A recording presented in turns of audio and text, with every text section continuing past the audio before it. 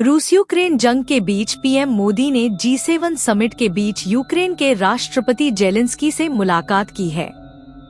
PM Modi ने उन्हें गले भी लगाया। इसके बाद दोनों नेताओं के बीच द्विपक्षीय बैठक हुई। इस दौरान पीएम मोदी ने जंग पर भारत के रुख को दोहराया।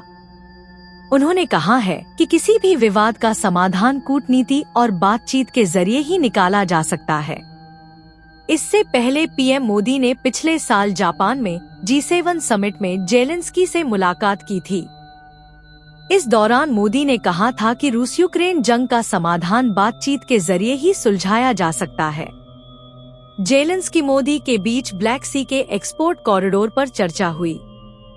साथ ही दोनों ने खेती के क्षेत्र में नई तकनीकों को एक दूसरे से साझा करने की संभावनाओं पर भी बात की। जेलेंस्की ने स्विट्जरलैंड में होने वाले यूक्रेन पीस समिट में भारत के हाई लेवल डेलीगेशन को भेजने के लिए पीएम मोदी को धन्यवाद कहा।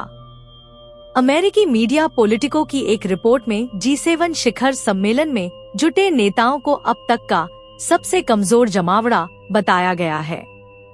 रिपोर्ट में कहा गया है कि यहाँ जुटे अधिकांश नेता किसी घरेलू संकट से जूझ रहे हैं या फिर अगली बार चुनाव जीतने की स्थिति में नहीं है। अमेरिका में राष्ट्रपति जो बाइडेन की पार्टी लगातार पिछड़ती जा रही है।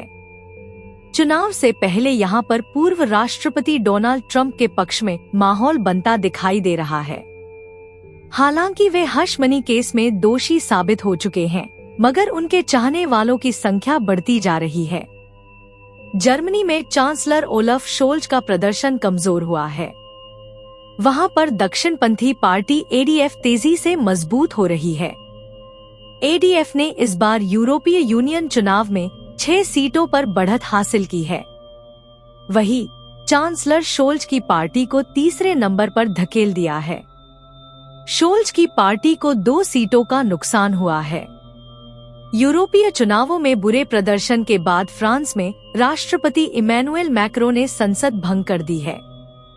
दूसरी तरफ ब्रिटेन में ऋषि सुनक की कंजर्वेटिव पार्टी की हालत बेहद खराब है और सर्वे में वह लेबर पार्टी से 20 अंकों से पीछे चल रही है। गिरती रेटिंग के बीच सुनक ने देश में चुनाव को भी प्रीपोन कर दिया है। G7 में शामिल कनाडा के पीएम जस्टिन ट्रूडो और उनकी लेबर पार्टी की देश में साख लगातार कमजोर होती जा रही है। कनाडा में अगले साल चुनाव होने हैं।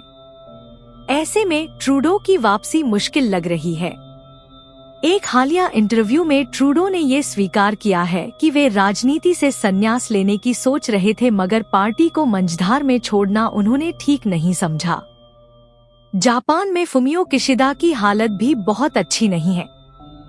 उनकी अप्रूवल रेटिंग में लगातार गिरावट दिख रही है। इस बार जून में उनकी अप्रूवल रेटिंग में 2.3% की गिरावट आई है और ये 16.5% रह गई है।